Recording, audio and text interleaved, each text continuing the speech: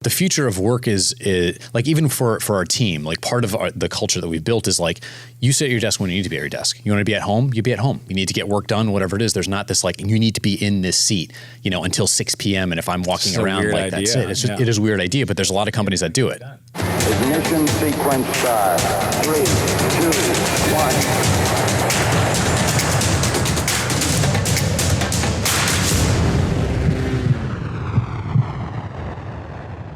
Boom. How's it going? Good, man. So good to have you on here, again. Greg.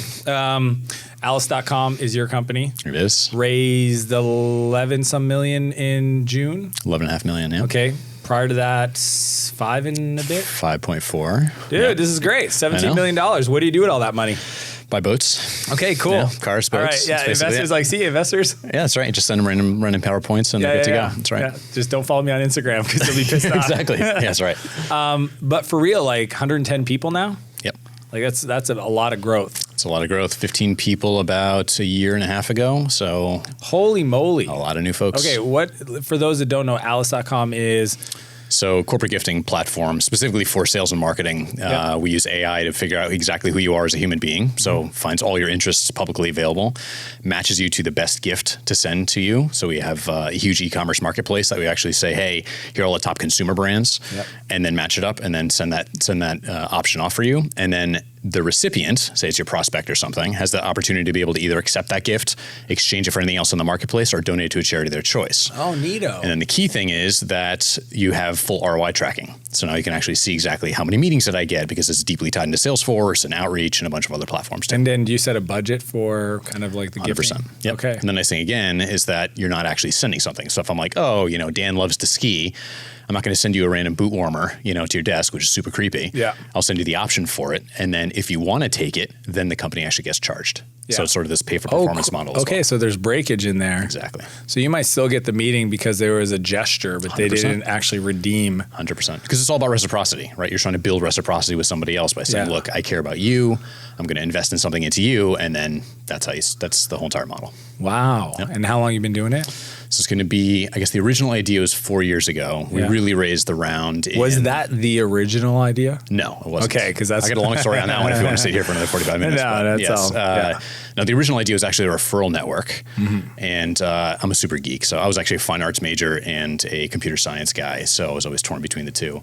So I prototyped this idea where, if you're saying, hey, I want to find an SEO guy or a marketing guy or whatever, plumber, it's a pain in the ass because you got to go out there and you got to say, hey, anybody know anyone know anything? And then you got to go LinkedIn profiles or whatever it is.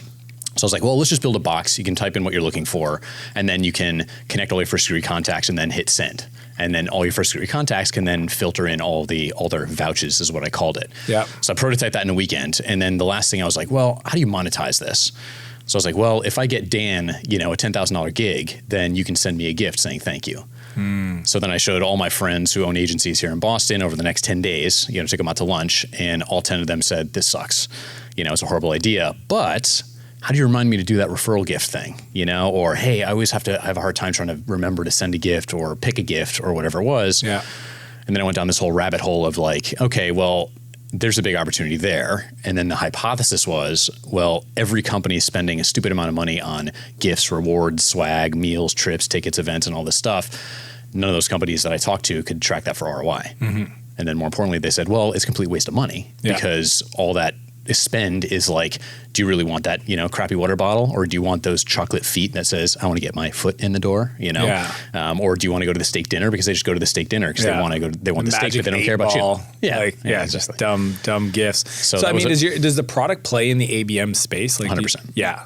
So that's a big thing for us. Well, think about it. So, the problem was 5 years ago, even 2 years ago, right? It was like, well, I can't get enough leads. Now the problem is like I can't get any responses because we already know where everybody's at. The data's out there. You can buy the list, and you're spamming the crap out of everybody. Every sales rep is sending 100 emails, 100 calls, or doing 100 calls. It's almost like do you feel like there's this like these trends in markets where it's almost like do you like the gifting? I feel like I'm going along, but even like direct mail now is coming back. Yeah, we consider ourselves like reinventing direct mail. Yeah, so what we're doing is we're saying it goes in waves. It's like people show up, they burn it, then we got to go back to the other thing that works. We're going to burn it. We're going to come back to this at some point. Yeah. Well, think about this: is Direct mail, like everyone's saying, oh, well, my inbox is full, right? My voicemails are full. Nobody's picking it up. My LinkedIn in-mails are full. Oh, yeah. The goal is not to say, okay, well, let's spam everybody on their desk and like all of a sudden you have 700 packages sitting on there. And also it's much more expensive. Like emails are cheap, LinkedIn messages are cheap, calls are cheap. Fractional cost. But now direct mail, there's companies that are saying, well, let's just get as many things out there to get people's attention. And we're saying it's not about attention. You're investing this money. So I'm like, hey, I want to take you to a steak dinner. That's a relationship we're trying to build.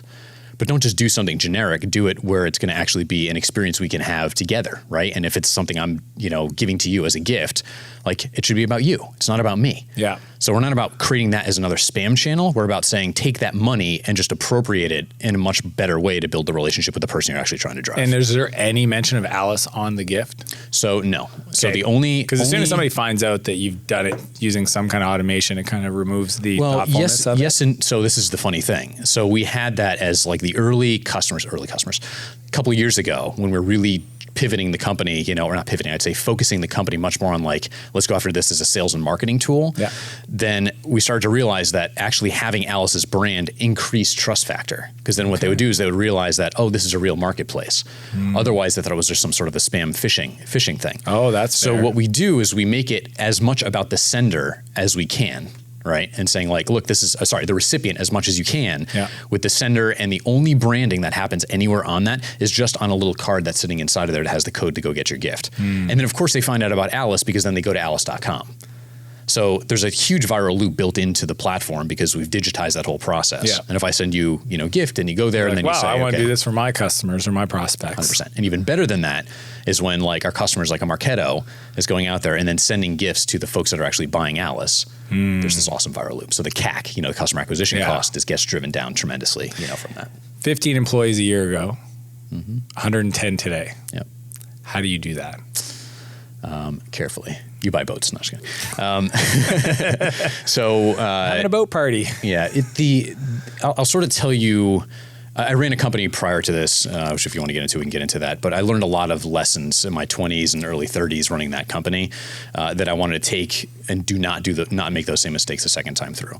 One of the key things that I said when I wanted to start this company was, first of all, I wanted to have a huge social impact on the world. Like that last company, I walked away from it, financially great, but outside of that, it's like the brand doesn't exist anymore. The websites we created don't exist anymore. Yeah. Like there's not that big impact. The Long-term employees, impact. I was happy about the employees, outcomes there, but that was it. This, I said, if we go in and we go after a market right now that in the US is $120 billion and globally is somewhere between $500 billion and $1 trillion a year. Is this corporate swag gifting? It's all the categories I've mentioned before. Right? Okay. Swag, gifts, rewards, incentives, meals, trips, tickets. If we can just carve out like a fraction of a percent of that, and in our case, we have about 11% of people donate the value back to charity, we'd be the largest charity in the world, the largest giver in the world, if we were able to actually affect that, right? So when you're talking about the people, the key thing that we've done, or I tried to do it from day one, was like, here's the values of the business. Here's the vision of the business, right? For us, it's like totally change the dynamics of how people are interacting inside the business. Don't treat people like zombies, treat them like human beings. I'll give you that little analogy later. Yeah. And the second thing was like create like set values that are unique to us. And actually I was going back and there was this Stanford podcast that was done, this video series that was done. Yeah, what was that called? I used to watch How to Start a Startup. Yeah. Right? There's like 16 or 17 episodes. Yeah, it was by the YC guys, right? YC guys, yeah. Like Sam Altman and Reid Hoffman and stuff. Yeah. And what was really interesting is there was 2 episodes in there that really got to me. One of them was the Airbnb one, right? Where was it Brian Joe Chesky, or Brian? Brian was on there. And Brian was just talking about how they invested so heavily into the values of the business. And one of the ones that I loved so much was like become a serial entrepreneur, because the story was, and it was cereal spelled like cereal, like Lucky Charms. Yeah, their cereal box. And it was cereal box because they did like the Obama O's and the Captain McCain's. Yeah. Right. And I listened to that and I was like, that is brilliant, because it's their values are directly correlated to who they're bringing in, who they're hiring and whatnot. And the second thing he said in that podcast or that video series was they took 5 months to hire their first engineer, because they couldn't find anybody that actually matched their same vision or the same values, and actually wanted to build towards the vision that they had for the business, which of course is ever evolving, but that was it. So I followed that same exact play. You look at like, Zappos and Airbnb are my 2 favorite companies to look at. Sure. From that. And once you start building the core of the business around those values, and then you allow people to hire people just like themselves to come into the business and they understand what to look out for, it makes it very easy to scale the business around just a centralized like push. Here's what we believe in. Regardless of what you do. Exactly. Like here's what we believe in, here's what we want to do, here's how we want to push the business, forward. So the other thing I did take a lot of time. So when we raised that seed round, the 5.4 million in like August, September-ish timeframe of. So did you have the values then? We had the values then. Okay, cool. And we have them, and they're super dorky and geeky because they have gift puns. But that's how they're memorable. And that's how they're memorable, and they're unique to us, right? Yeah. And that was a big thing for us, right? So, give first, give consistently is our first value, because the first thing is consistently. Yeah. We want people to always be giving. And it's not just like, oh, look, I gave to this one, donation place once and that's it. And then you feel like you're there. It's the consistency part is a big part of why we believe in this, like people that actually are giving people. Right. And we have Unwrap the Possibility, which is like challenge yourself 10x over, right? Seize the present, which is like, get shit done, basically, so right? Punny. That's there. Yes, so punny. Anyway, so we have these values, right? And then those values are then matriculated to all the rest of the group and the rest of the team there. And what I did though is after I raised the seed round, I was like, I want to find a real tight group of leadership. Like I need to up level myself. Yeah.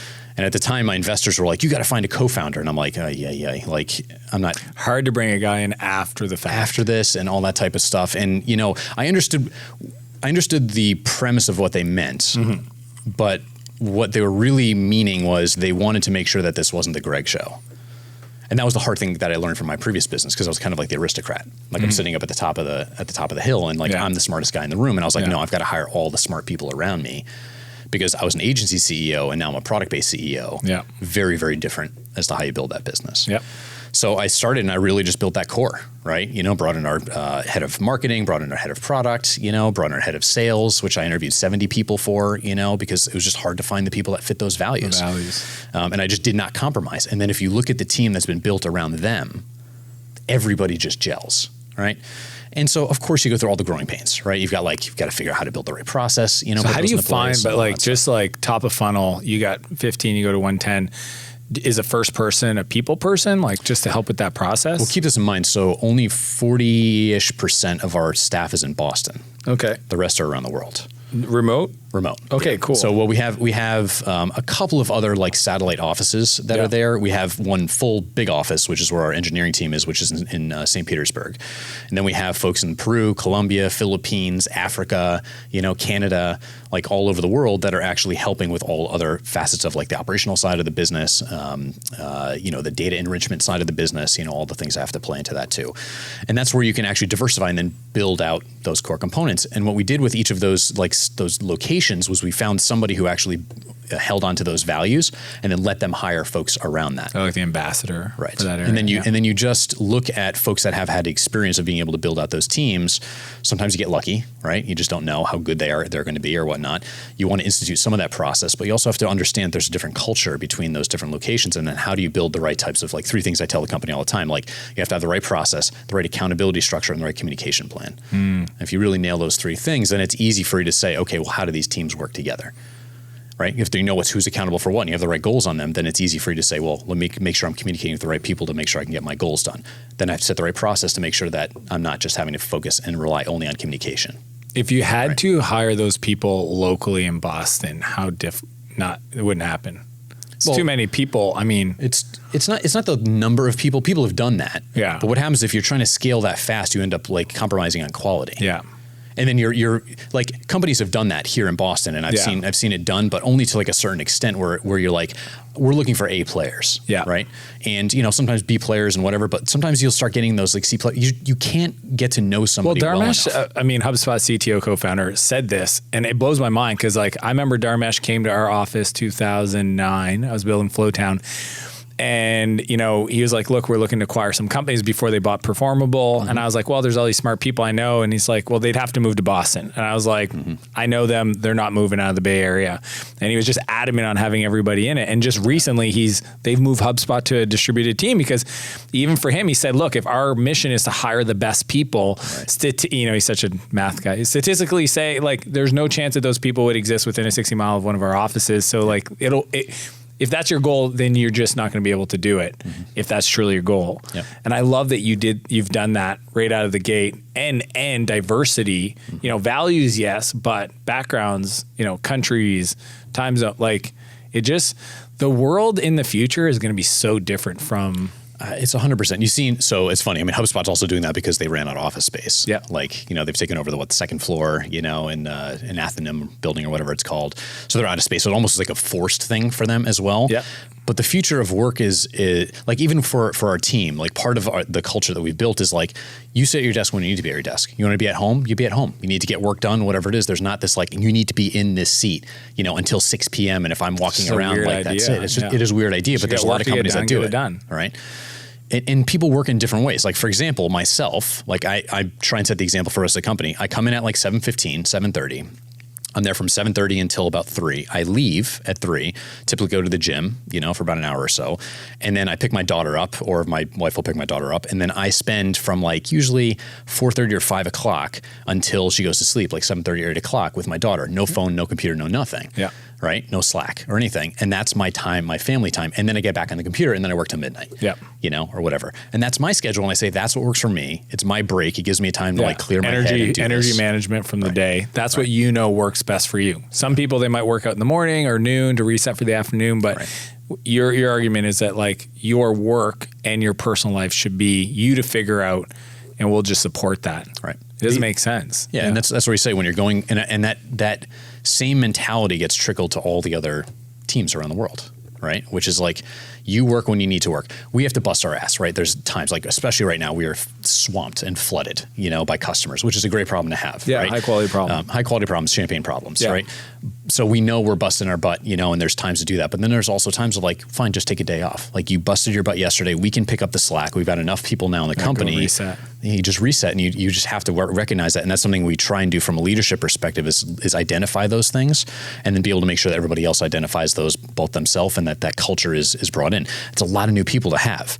The other challenge is, and again, this goes back to the learnings from my last business where 80% of my staff, wasn't in the US by the time I left that company, right? We had 450 engineers in the Ukraine. Mm-hmm. So I just basically followed that same model, but then I took all the things that we screwed up in that company and I just said, let's do that right here. Yeah. Set the right vision, set the right values, set the right communication plan, accountability structure, process, and then make sure that the leadership team is able to drive those things. And so did you end up hiring a head of people? Like, do you have somebody yet? We have. So Tori is our head of operations. She sort of acts as like, head of people, at the same way. We're starting to bring in, we have full-time recruiters now, inside the business. But actually what's funny is it's harder to actually, the onboarding is actually more of an important thing. Like we've hired especially a lot from of a culture. It's like when you get them, you want to make sure that you kind of set. It's almost like even in sales, like the early conversations you have with the prospect, they remember every word. Mm-hmm. It's funny. It's like the longer you work with them, the less they remember in the details. But like, so it's like the first week is really the opportunity to just set the foundation for their work with you. Yep. So you got to get that right. Yeah, 100%. What do you guys do to make sure that just rocks and roll? I mean, being very transparent with you, it's always a work in progress, right? Yep. It's something where we after the onboarding period is done, like first couple of weeks or so, which really onboarding is an ongoing thing. Yep. It's kind of like product market fit. It's always like you're constantly evolving the business, in the product. I feel like the same thing with developing employees as well. And we try and do a good job, but when you brought in so many new people in such a short period of time, like you just can't spend as much time as you want to. Yep. What we have done is we've started to templatize things like we just did this again today. We said, okay, here's a portion of the business. Let's spend an hour with the company. Anyone that wants to see it can come into this room. We record it, and now we've set that into a library. And now the first thing that somebody does when they come in is they're like, here's how this portion of operations is going to work, so you can understand that piece of the business. Yeah. It used to be, go back a year ago, and we were in this like tiny room where we're all packed like sardines in there, and we can just talk and everyone just knew it. Yeah, people figured osmosis, it out. Yeah. Right? But as soon as you get to that next stage, then all of a sudden it's this, how do you get the right information to the right people, and how do you disseminate that down into a very concrete fashion? In a leveraged way, yeah. So what are your kind of like cadences or meeting structures? Like, how do you lead 110 people? So my job has changed a lot, right? Same thing in my last company, except it was a lot more gradual over 10 years. This has happened in like 2 years or a year and a half. So my role is much more on, it goes from, there's three things, right? You have leadership, you have management, and you have execution. Right. This is one of my executive coaches always tells me. And leadership is really just a vision. Like make sure people understand where they are in terms of where the vision is and what the why is what they're actually trying to accomplish. Then you have the management side of things, which is the how. Like how are we getting this done? And then there's the execution, which is the what. Like what do I have to do in order to get this done? And what I've done is I've changed my role, which used to be, I'd say 30 to 50% execution because I was still doing a lot of the things in the business just a year and a half ago, to now it's purely leadership management, like virtually no execution other than like keeping relationships alive with investors and, some of the things that key partners, CEO could do. Key partners, executive sponsorship, things like that. So my job now is I just spend a lot more time with my leaders, my leadership team, making sure that they're aligned, correctly. And I do things like skip levels, like I'm still doing one-on-ones with like a level, between, just so I can actually keep my feet on the ground, the pulse and stuff. And so I'll usually do those, like I do monthlies with a lot of different, folks around the company. Skip levels monthly. And what's your cadence for one-on-ones with your exec team? Once a week. Okay. Weekly one-on-ones. Yeah, weekly one-on-ones. Yeah. Anywhere between a half an hour and an hour, depending on how much time, we need to. Do you have a structure kind of thematically, the agenda? Usually starts off with like, how are you feeling? Yeah. And then we jump into either like things that we just need to get done because it's the time together that we have to get stuff done. I usually don't like to do that type of stuff. And then we always come in with a prepared set of an agenda. Like they'll come with I'll come in something. It's really their meeting, right? For them to talk about the things that they're saying. You'll kind of say, hey, I heard this. Can we talk about it? So here's the other thing is you get to that point and give you an example, like our customer success team, January 1st of this past year. So what is it? 9-10 months ago, right? Yeah. We had basically 1.5 people, like a new person just took over. Yeah. Sean was head of CS there. And now we're going to be at 10 by the end of this year, and we're at 7 right now. Right. So there's a lot of focus where you're like, well, now I've got to build the process for that team. And what happens is that you get these teams, the different, portions of the organization, which all of a sudden they start to silo automatically. Right. Especially when now we moved to a much bigger office, like it's 5 times the size of our previous one. We've got, pods where the different teams sit and stuff. And even though they're literally like, not much further than we are away from each other, you still have this siloing that happens because they're trying to figure out and build their own process. Here's how I believe it. Here's the stuff I have. Here's the expertise I'm bringing into this. And my job is to say, okay, well, we're trying to focus our efforts on here's the corporate strategy. Right. And I'm very defined on, I always use the word focus. I'm like, if we think we're focused, we're not focused enough. You got to get more focused. Like focus on who your customers are, focus on what the product value you're bringing to the table. Focus on the problem you're solving. Focus on the problem you're solving or the solution you're bringing to the customer, not the product itself. Right. Because once you do that, you can get closer to the customer and then you can actually roll that out to the rest of the organization. But still, that is never seen eye to eye between all the different departments. Right. Yep. Sales will see the one thing. They're like, well, we got to figure out how to repeat this, because sales is like, we want to build a repeatable machine. Yeah. But you're still trying to learn, especially in this early stage of business that we are in a market that hasn't really even matured yet. Yeah. Right. There's nobody's come at no existing direct playbooks. Mail, or gifting or anything from a technology first approach, like an AI ML, approach where you're saying you're spending the money wrong. So it's a re-education to the market. Yeah. So, but each department, like product, has to understand, like, what is the market trying to do? What are they trying to pull into? Right. Sales needs to be able to convey that message and that proposition and the positioning.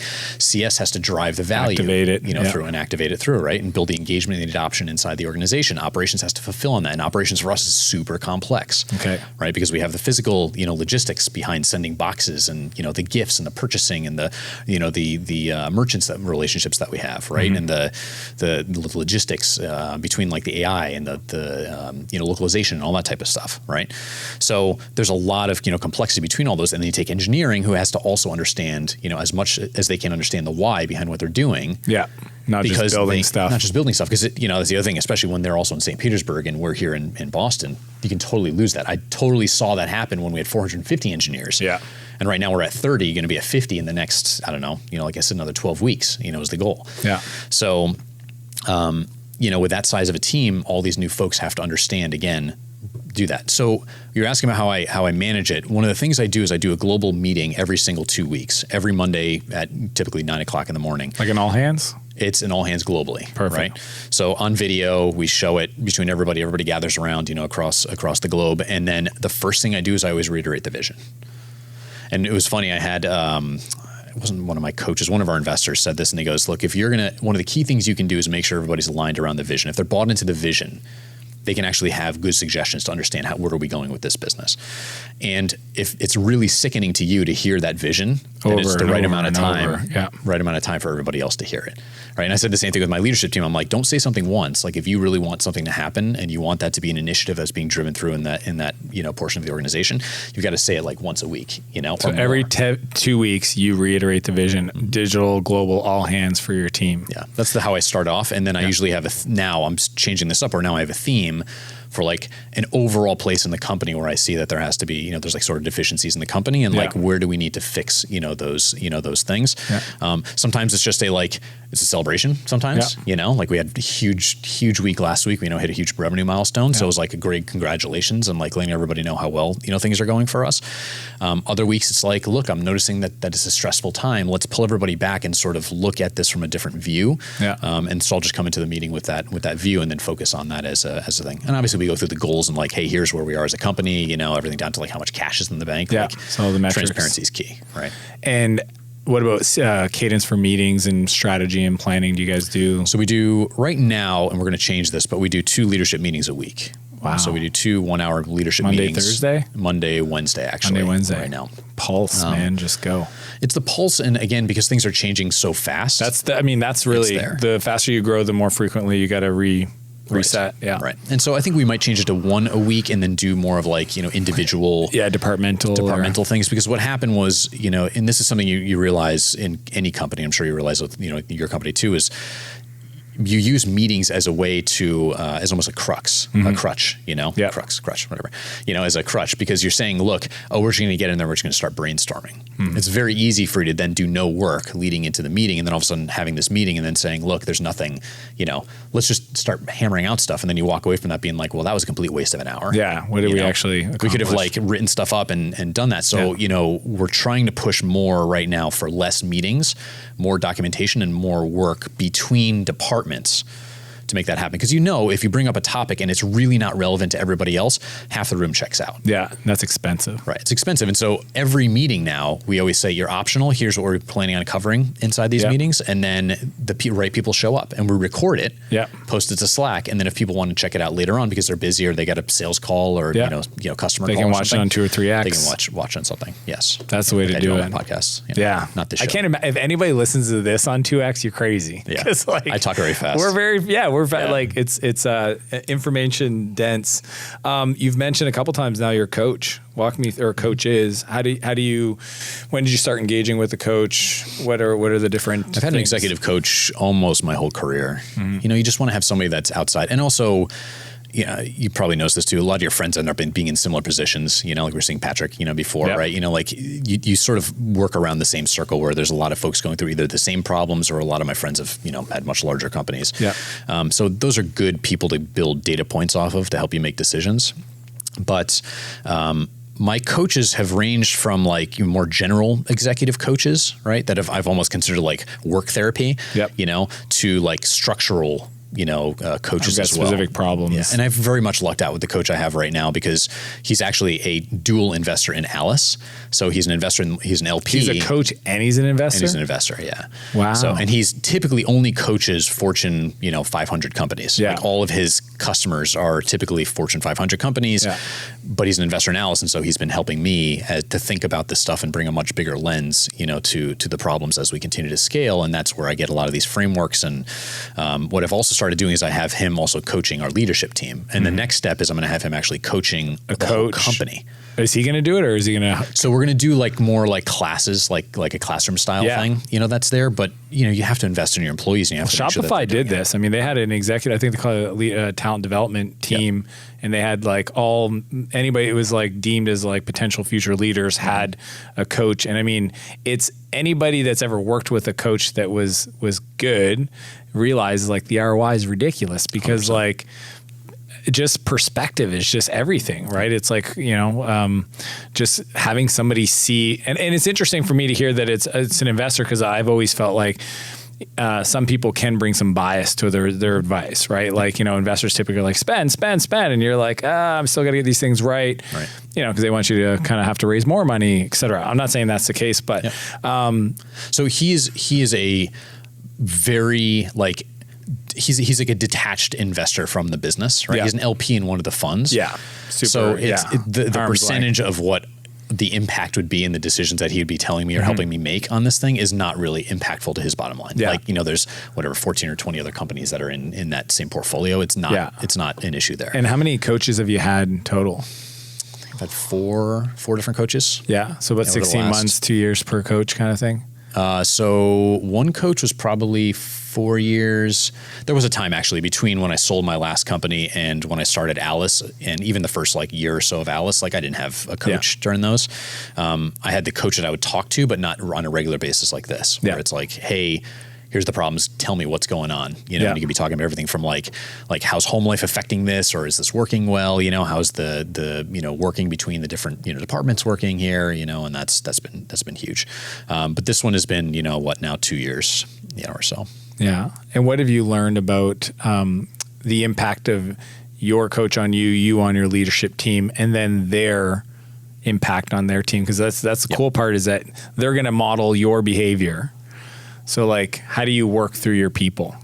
How do you build the team that builds the business? Well, yeah, it goes back to some of the things we were talking about before, right? Which is you have so when you look at those, again, leadership, management, and execution. Yeah, LME. Right, LME. So you have management, which is the key thing, right? The how. If you can nail the how, and then you build the right execution team underneath you, the whole thing really starts working together, assuming the vision is there. And honestly, as you know, as a business, the vision is always evolving. Yeah. Right? You're recognizing and learning more about the market, especially when you go into an evolving market. Right? So the management side of things, he helps me most on the management side. And then what he's also done is help the leadership team understand that there's 3 ways of managing. This is the thing that people always mess up and forget. There's managing down, which is the easiest one for everyone to think. When you say management, you're like, well, who are my peons and my subordinates that I get to, push around, and that's the typical when people think of management. What he's done though is he's also helped to open up the fact that the number one thing when you're dealing with management is not figuring out how to manage down, because you can tell people what to do. It's teaching them how to manage up, because if they know how to manage you, then you've totally changed the game, because now the expectations and all that stuff is totally changing on that front, right? And then more importantly, there's also managing horizontally, like managing to the side, your peers. Like if I'm head of sales and head of customer success, how do you manage each other? Different personalities and stuff, and that's where you build that symbiotic, relationship, and that's where you can build autonomy in a business to grow and to be able to push, to push the envelope and also grow that business. So I'm always looking at the relationships and people in terms of, am I helping them manage me?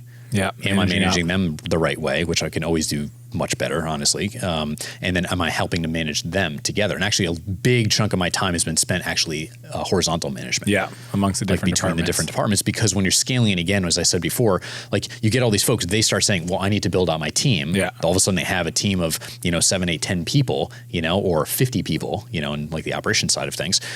There's this natural tendency of defensiveness and hold on to my own laurels, because everything we've got to get our stuff done. You can figure it out yourself. We're busy. Right. How do you teach people to manage up? So it's tricky, right? I think one of the ones, and I haven't employed this strategy yet, but I think it's something I'm gonna look into. I forget who it was. It was Claire Johnson, I think, was saying this. I got it. How to work with Dan, or for mine, it's how to work with Dan, how to work with Claire. Right. Yeah. Right. And so that's one thing I think would be really cool. Do you want to unpack that for people?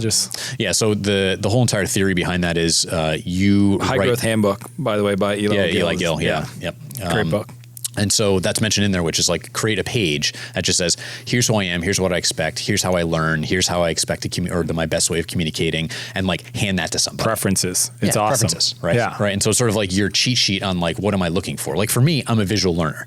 Right. So even though Jeff Bezos might want to have things written down, that would drive me nuts. I couldn't read 6 pages of the press release or whatever. The product stuff. Yeah. No. That's a different thing, right? That's if I'm going to release something, create a press release so that that feature's going how is that feature going to be told communicated? Yeah, which is super smart, because you're dealing with positioning and messaging, and then building to the positioning and messaging and testing that. Mm-hmm. This is more. Jeff Bezos has every single meeting when he walks into. You've got to have a 6-page memo written up as to what are all the things I need to know about stuff to make the decisions in the meeting, and then the meeting's super short. Wow. So he does that and forces that on everybody. He's like, no PowerPoints, you do a 6-page memo.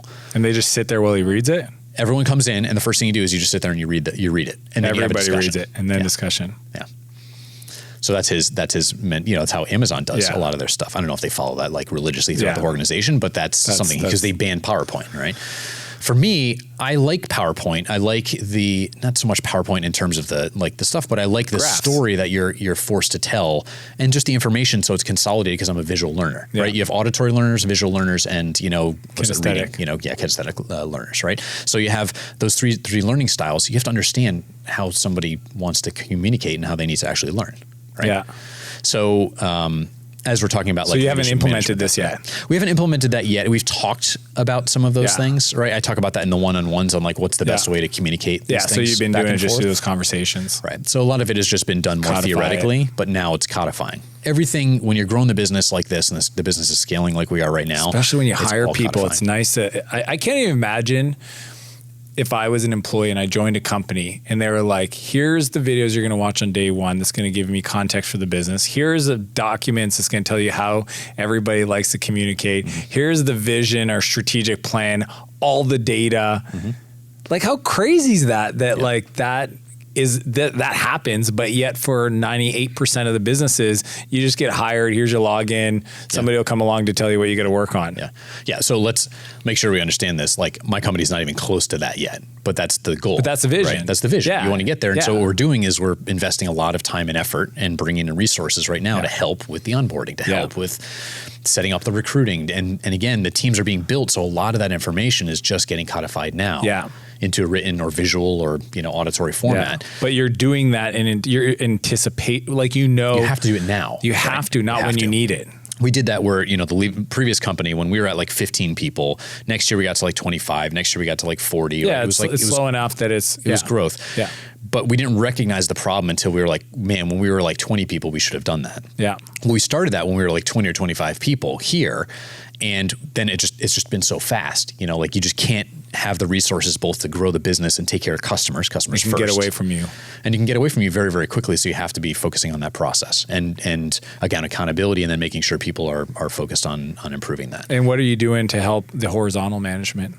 A lot of, to be truthfully with you, like a lot of it is just almost forcing people to work together. Yeah. Right. By saying, here's a goal. Did you guys talk? Yeah, and it's not so much like blame game. It's just saying like, hey, here's a concern that I think we should be looking out for. More importantly, here's something that the business has as a issue either now. So we have this other framework that we use, and we call it oxygen items, aspirin, and vitamins. Right. So what's the first one? So oxygen, like breathing oxygen. You have aspirin, which is nice to have, and nice to have, and then you have your vitamins, which are it's the other way. Must have. So nice to have. Oxygen is like what's going to kill the company tomorrow. Yeah, it's a priority framework. Yeah, right. Oxygen is like what's going to kill the company tomorrow. Aspirin's like what headaches do we have in the business, and eventually those might turn into like desperate things. Yeah, critical. And then vitamins are the things that like these are really nice to have, but that's not a priority right now. For the business, and maybe we have like side projects. Like I have a couple right now that we work on, which are like the vitamin things. But that helps us also to think about the business in terms of what are the key things that we have to focus in on. What are the oxygen items? We call them that all the time. What are the oxygen items that we are trying to focus the business on to make sure that we are targeting the focus, right? So, and it's funny because when it's the power of threes. Like everything always comes down to threes, except for our values, which has 4, but that's fine. Dude, that's not bad. Somebody recently said our 10th value is. I'm that's a lot of value. It's something where you have to have it where it's a digestible format, for people. My head of product always says that. Josh is always like, he always says there's 3 things, and he'll actually come up with the third thing as he's actually talking. First, like, just second, remember, third. If you can make an alliteration in real time, that's just impressive. As you look back over previous company, current company, who did you need to become, Greg, to be the CEO that's leading today from a mindset belief point of view? So I think back, my first company I started when I was like 19. Right. So, and that was sort of freelance, trying to figure things out. I was kind of forced into having to do that while I was in college because of family reasons. But I incorporated that when I was 22. And I never took any, I tell all the entrepreneurs now that I'm mentoring right now, and also a lot of the other friends of mine or like, friends of friends of mine and stuff. I wish I'd worked at a bigger company. That would have made it very helpful to understand this process stuff, because I think it would have helped me tremendously, like, you know, skip over a lot of the mistakes I made early on in the business. So my first business I started when I was 22, really like got it going when I was 24. There, I'd only had a couple of quick stints at a couple of companies, you know, prior to that, and then made every mistake possible. I never took a business class, a marketing class, a sales class, you know, operational class, like finance, statistics, like none of that stuff. I was a fine arts major. Right. So as I always say to everybody, I'm like, I drew a lot of naked people for like 3 years. You know what I mean? That was like my life. To start an entrepreneur. I'm qualified. Yeah. Let's just go start a business. But I did fall in love with computer science my sophomore year. And then I started building websites. And again, this is the like mid to late 90s. So, you know, it was a great time to be getting into the technology and as the web was really starting to take off. And you know, I learned a lot from that, and a couple of the companies that I was working for, you know, also taught me a lot around, you know, one of the companies, for example, was 35 people. It was in their Series D. It was post the bomb, you know, .bomb, and they were just holding on. And then they had 15 people left over in the business, of which 9 of which ended up starting really successful companies. So you're like, that's why they only hired themselves, which are all entrepreneurs. Right? Nobody wanted to actually do anything. They just all wanted to theorize, you know, throughout. So that was like a really good lesson there. So who have I become? You know, I ran into every cash flow issue, you know, during this stuff. It was a lot of these like, how do you stay persistent and how do you try, like, how do you not die? So the whole entire, like, I'm a super competitive guy. You know, we've talked about that, you know, previously, right? Yeah. And, you know, I was just like, I am not letting this fail. You know, and naivety plays a lot into that, into those early days, you know, as you're building a business. You don't know how hard it is. The stupid things I was doing at the time was I still was under the mindset of like, I think I knew everything, you know? So it's funny now, some of my best friends were my biggest competitors back then. You know, so a couple of my friends that own agencies here in Boston, like we go to the Bruins games or the Celtics games and whatnot. And I was like, I should have just opened up. I should have just had conversations with them. Like we were, yes, competitors, but we weren't really competitors, you know? Yeah. And I was like, no, I don't like them. Like I would just be, you know, in that competitive mindset where now I take a much different approach to that. So that's one lesson that I wish I had done. The second one is that, you know, I wish I had taken more time to like open up and talk about the things that I was having problems with at the time. I thought I was talking about those problems, but I really wasn't. I was doing a lot of busy work, you know, around that. So I would say like, oh yeah, things are going great. You know, everything's going great. Meanwhile, I'm like, I got 3 weeks of cash left in the bank, you know, and I'm freaking out about how I'm going to pay, you know, at the time, like $40,000 payroll. Yeah. You know, that was like a huge moment in 2006 or so, you know, for me, where I'm like, none of my employees knew that. Anybody asked, you said, doing Everyone's great. Like, no, doing great, doing fine, you know? And I just like figured out how to do things myself instead of opening up and really asking people. So what do you do now? Like just what would polar opposite, you know? My wife hates it, she hates it, but like I talk about everything to everybody. It's just the way I like to discuss things with people. Yeah. And also there's a really good TED talk on this, like vulnerability. Yeah, Brene Brown. Right, Brene Brown, right? You know, and it's so true because when you're vulnerable with people, then they open up to you and it just creates a much tighter bond. Well, it's your first value in some ways, right? That's right. Always give. Yeah, give first. Give first, give consistently, right? Give first. So once you learn to open up, and once you're comfortable in your own skin and being like, no, it's good to talk about things. And it's good to say that these things are going wrong in the business. These are things I'm scared of. People will band with you. Biggest lesson I learned, so it was 2009 time frame. My company at the time, we turned over 75% of the staff. Whoa, in 1 year? Even less than that. It was probably 7 months. Because we were two reasons. One, so there was a strategic reason, but there was more of a like culture problem that happened there. So strategically, we're like, well, we're going to shift over to being just an e-commerce agency. So we went from like, oh, we'll take money from anybody, guerrilla marketing, websites, apps, you know, all that type of stuff, to like, no, we're only doing e-commerce, and we're only doing at this time a platform called Magento, right? Which became one of the top, you know, companies in the world around Magento, and you know, almost everybody left the company at that time. And it was a good thing because we got to rehire people in.